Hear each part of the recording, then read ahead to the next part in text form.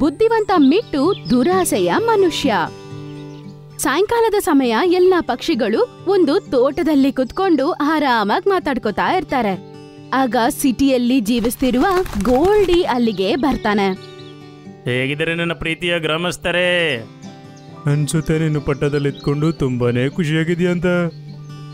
ಮತ್ತೇನು, ಪಟ್ಟಣದಲ್ಲಿ ಎಲ್ಲವೂ ತುಂಬ ಚೆನ್ನಾಗಿರುತ್ತೆ. ಮತ್ತೆ ನೀನೇನು ಆಹಾರ ಹುಡುಕ್ತಾ ಇರ್ತೀಯಲ್ಲ, ಪಟ್ಟಣದಲ್ಲಿ ಆಹಾರ ಹುಡುಕೋ ಅವಶ್ಯಕತೆ ಇಲ್ಲ. ಅಲ್ಲಂತೂ ನನಗೆ ಮಾಂಸದ ತುಂಡು ಅಲ್ಲಿ ಬಿದ್ದಿರೋದು ತುಂಬ ಸುಲಭವಾಗಿ ಸಿಗುತ್ತೆ.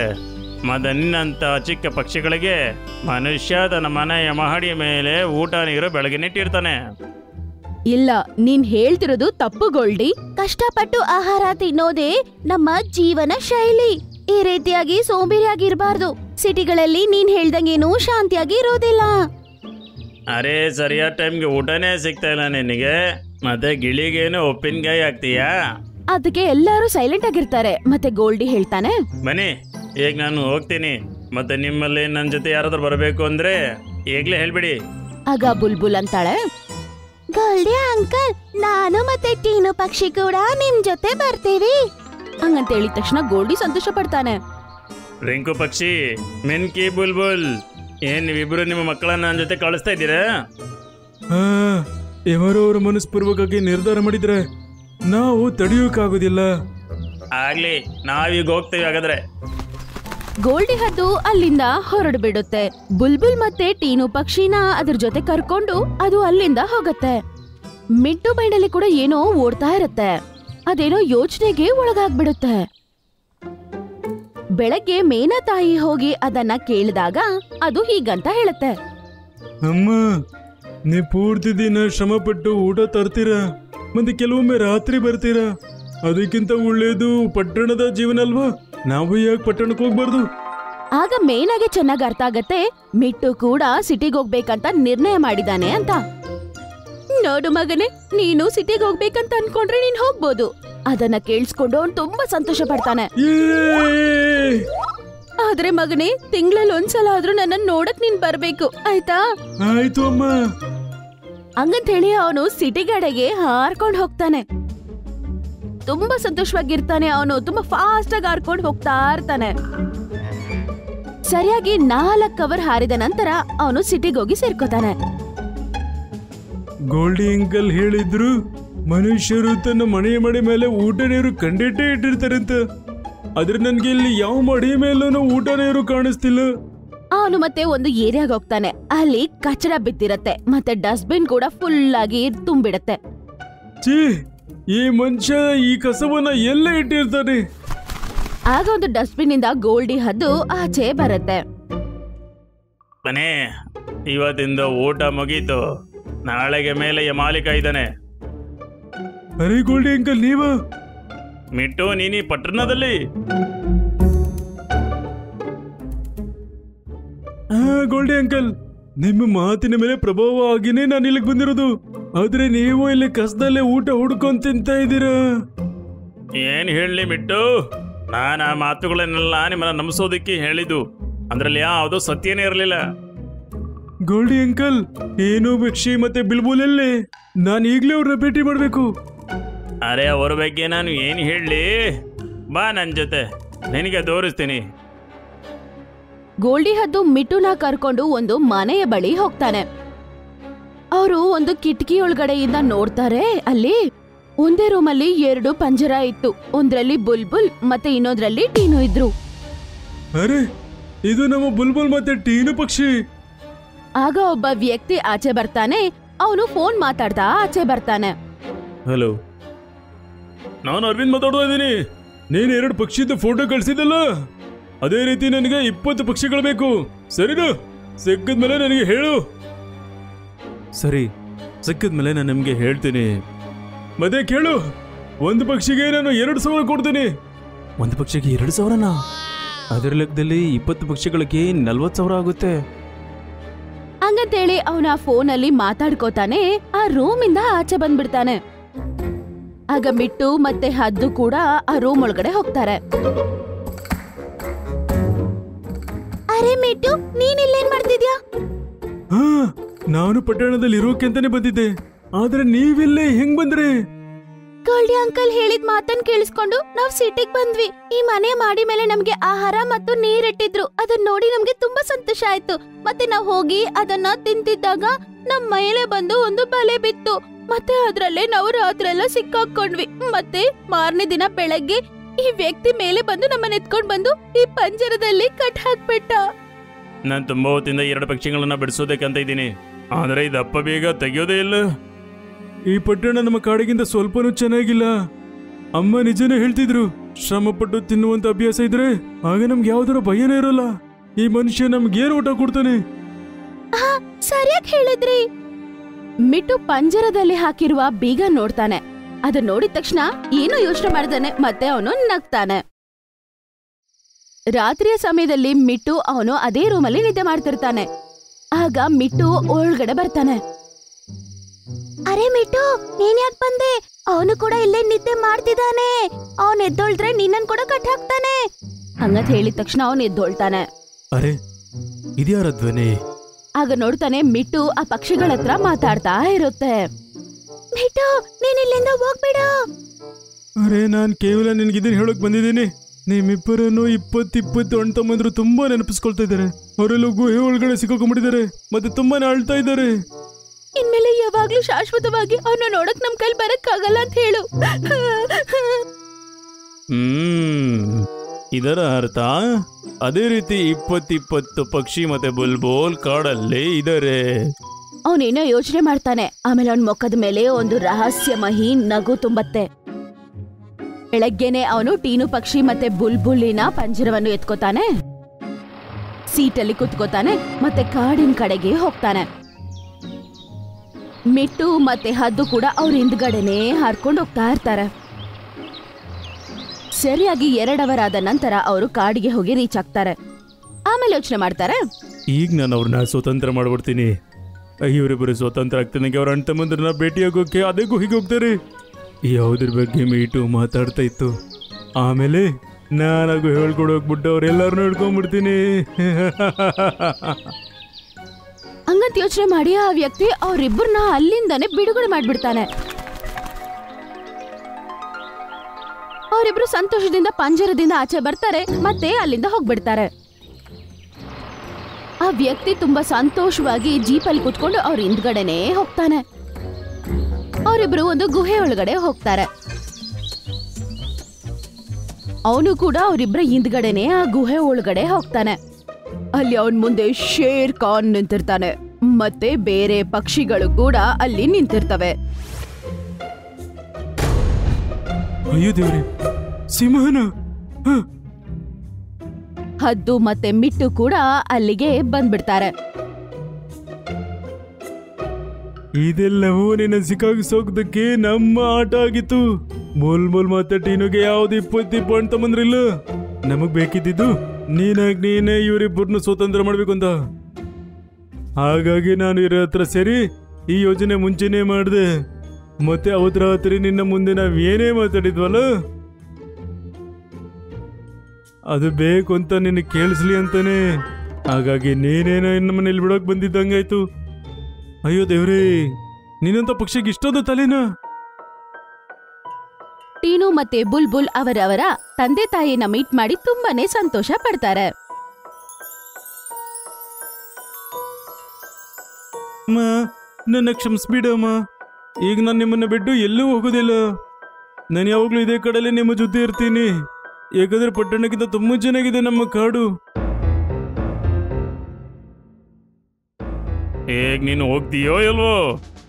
ಕಬಡ್ಡಿ ಹಂಗಂತ ಹೇಳ್ತಾನೆ ಅವನು ಗಾಡಿನ ತಿರುಗಿಸ್ಕೊಂಡು ಅಲ್ಲಿಂದ ಬೇಗ ಅಲ್ಲಿಂದ ಹೊರಡ್ಬಿಡ್ತಾನೆ. ಜಿರಾಫೆ, ನಾವು ನೋಡಿದ್ವಿ ನೀವು ಡ್ರ್ಯಾಗನ್ ಫ್ರೂಟ್ ತಿಂತಾ ಇದ್ದೆ. ಅದ್ರಲ್ಲೇನೋ ಅದು ತಿಂದ್ರೆ ತಪ್ಪ? ಇಲ್ಲ, ಅದೇನಂದ್ರೆ ಕಾಡಿನ ಎಲ್ಲಾ ಪ್ರಾಣಿಗಳು ಈ ಹಣ್ಣನ್ನ ತಿನ್ಬೇಕು ಅಂದ್ಕೊಂಡಿದ್ದಾರೆ. ಆದ್ರೆ ಯಾರು ಕೂಡ ಆ ಹತ್ರನೇ ಹೋಗಕ್ಕಾಗಿಲ್ಲ. ನಿನ್ನ ಹೈಟು ಚೆನ್ನಾಗಿದೆ, ಕೂತಿಗೆ ಕೂಡ ತುಂಬಾ ಉದ್ದಕ್ಕಿದೆ. ಅದಕ್ಕೆ ಕಾಡಲ್ಲಿ ಹೆಜ್ಜೆ ಇಟ್ಕೊಳ್ಳೆ ಅದನ್ನ ತಿಂತಾ ಇದೀಯಾ? ಅದೆಲ್ಲ ಅವ್ರವ್ರ ಅದೃಷ್ಟ. ತುಂಬಾನೇ ದೂರದಲ್ಲಿ ಒಂದು ಕಾಡಲ್ಲಿ ತುಂಬಾನೇ ಉದ್ದವಾದ ಒಂದು ಮರ ಇತ್ತು. ಆ ಮರದಲ್ಲಿ ತುಂಬಾನೇ ಸುಂದರವಾದ ಹಣ್ಣುಗಳು ಬಿಡ್ತಿತ್ತು. ಅದರ ಹೆಸರು ಡ್ರ್ಯಾಗನ್ ಫ್ರೂಟ್. ನೋಡೋದಕ್ಕೆ ಅದು ತುಂಬಾ ಸುಂದರವಾಗಿತ್ತು. ಆದ್ರೆ ಕಾಡಲ್ಲಿರೋ ಎಲ್ಲಾ ಜಂತುಗಳಿಗೆ ಆ ಹಣ್ಣು ತಿನ್ಬೇಕಂತ ತುಂಬಾ ಇಷ್ಟ. ಆದ್ರೆ ಪಾಪ ಯಾವ ಜಂತುಗೂ ಆ ಹಣ್ಣನ್ನ ಕಿತ್ಕೊಳ್ಳೋ ಅವಕಾಶನೇ ಇರ್ತಿರ್ಲಿಲ್ಲ.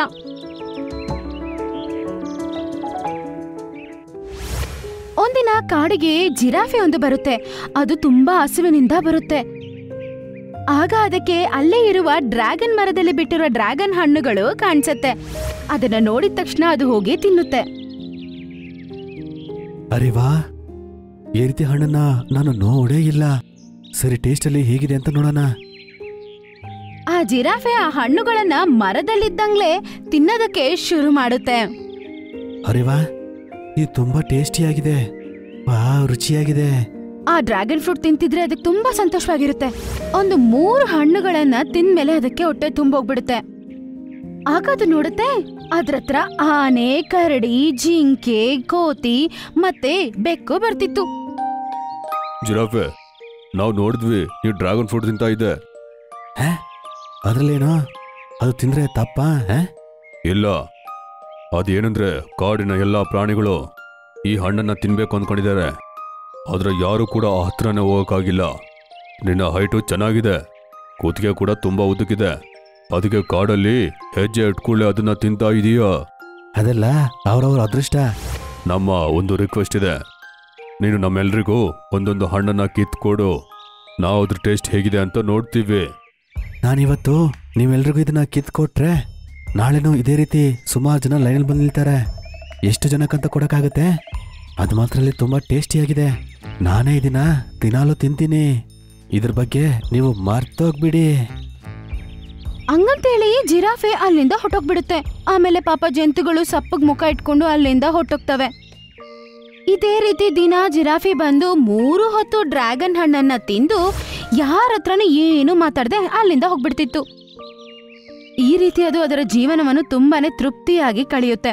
ಈ ತರನೇ ಸಂತೋಷವಾಗಿ 1 ವರ್ಷ ಕಳೆದು ಹೋಗುತ್ತೆ. ಆಗ ಜಿರಾಫೆಗೊಂದಿನ ಅರ್ಥ ಆಗುತ್ತೆ, ಏನೋ ಅದಕ್ಕೆ ಪಾಪ ತುಂಬಾನೇ ಸುಸ್ತಾಗ್ತಿರುತ್ತೆ. ಮತ್ತೆ ಅದರ ಕಾಲುಗಳೆಲ್ಲ ಅದಕ್ಕೆ ತುಂಬಾ ನೋವ್ತಿರುತ್ತೆ. ಆಗ ಸಡನ್ ಆಗಿ ಒಂದಿನ ರಾತ್ರಿ ಯಾರೋ ಕಾಡಲ್ಲಿ ನೋವಿನಿಂದ ಕಿರ್ಚ್ತಾ ನರ್ಲಾಡ್ತಾ ಇರೋದು ಕೇಳಿಸುತ್ತೆ. ಅಯ್ಯೋ, ತುಂಬಾ ನೋವಾಗ್ತಾ ಇದೆ. ಮಧ್ಯರಾತ್ರಿ ಆಗಿರುತ್ತೆ.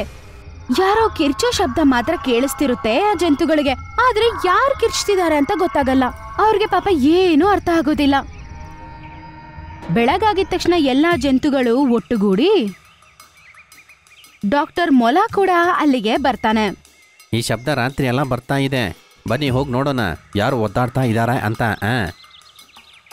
ಎಲ್ಲಾ ಜಂತುಗಳು ಒಟ್ಟುಗೂಡಿ ಆ ಶಬ್ದ ಬರೋ ಕಡೆಗೆ ಹೋಗ್ತವೆ.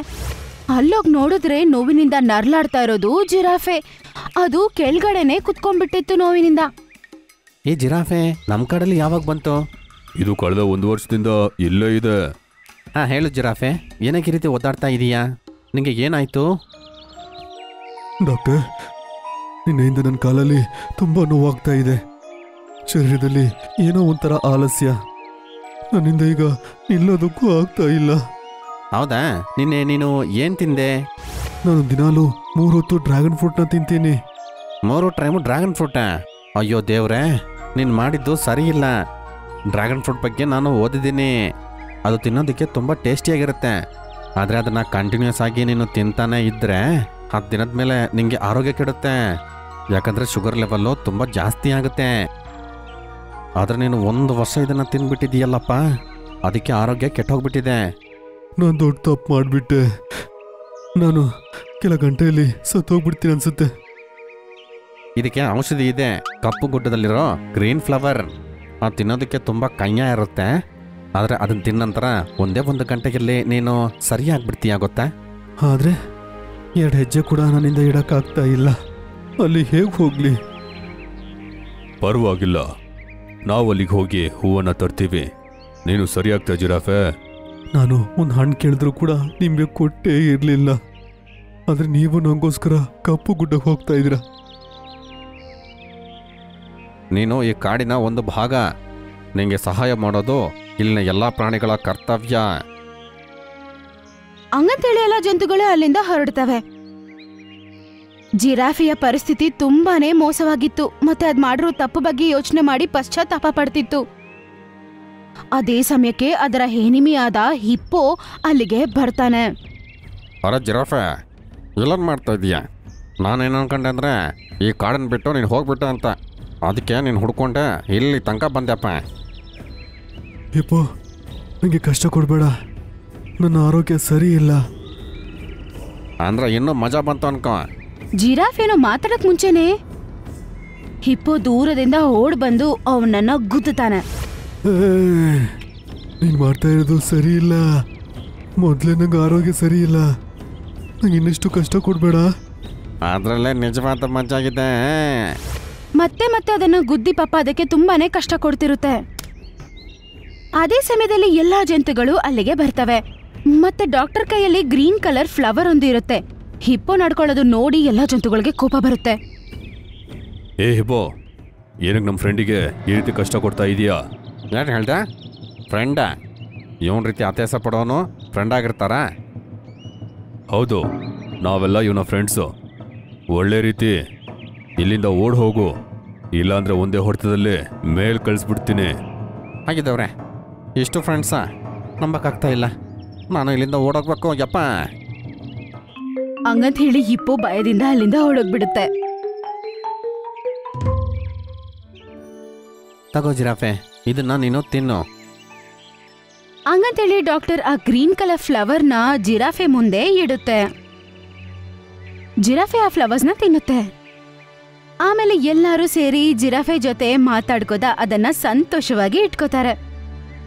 ಸ್ವಲ್ಪತ್ತಲ್ಲೇ ಜಿರಾಫೆಗೆ ಎಲ್ಲ ನೋವುಗಳು ಮಾಯ ಆಗುತ್ತೆ ಮತ್ತೆ ಆರೋಗ್ಯವಾಗಿ ಅದು ಎದ್ದು ನಿಂತ್ಕೊಳ್ಳತ್ತೆ. ನನ್ನ ಪ್ರೀತಿಯ ಸ್ನೇಹಿತರೆ, ನಿಮ್ಮಿಂದನೇ ನನ್ನ ಜೀವ ಉಳಿತು. ಈಗ ಎಲ್ಲರ ಹತ್ರ ನಾನು ಕ್ಷಮೆಯನ್ನು ಕೇಳ್ತೀನಿ. ಇವತ್ತಿಂದ ನಾನು ಕೂಡ ಎಲ್ಲರ ಜೊತೆ ಒಂದ್ಗೂಡಿ ಬಾಳ್ತೀನಿ. ಎಲ್ರಿಗೂ ಸಹಾಯವನ್ನ ಮಾಡ್ತೀನಿ. ಎಲ್ಲಾ ಜಂತುಗಳು ಅದನ್ನ ನೋಡಿ ತುಂಬಾನೇ ಸಂತೋಷ ಪಡ್ತವೆ. ಆಮೇಲೆ ಅದು ಎಲ್ಲಾ ಜಂತುಗಳಿಗೂ ಒಂದೊಂದು ಡ್ರ್ಯಾಗನ್ ಫ್ರೂಟ್ನ ಕಿತ್ಕೊಂಡ್ ಬಂದು ಕೊಡುತ್ತೆ. ಎಲ್ಲಾ ಜಂತುಗಳು ಡ್ರ್ಯಾಗನ್ ಫ್ರೂಟ್ನ ತುಂಬಾ ಸಂತೋಷದಿಂದ ಎಂಜಾಯ್ ಮಾಡಿ ತಿಂತವೆ. ವಾ, ಇದು ತುಂಬಾ ಟೇಸ್ಟಿ ಆಗಿದೆ, ಸಾಕದಾಗಿದೆ. ಹೌದಾ? ನಿಂಗೆ ಬೇಕಂದ್ರೆ ಇನ್ನೊಂದು ಕಿತ್ಕೊಡ್ಲಾ? ಓ ಇಲ್ಲ ಇಲ್ಲ, ಇಷ್ಟೇ ಸಾಕು. ಜಾಸ್ತಿ ತಿಂದ್ರೆ ಡಾಕ್ಟರ್ ಹೇಳಿದ್ದಾರೆ ಕಾಯಿಲೆ ಬರುತ್ತೆ ಅಂತ. ಹಂಗಂತೇಳಿ ಎಲ್ಲರೂ ತುಂಬಾ ಜೋರಾಗಿ ನಗಕ್ಕೆ ಶುರು ಮಾಡ್ತಾರೆ.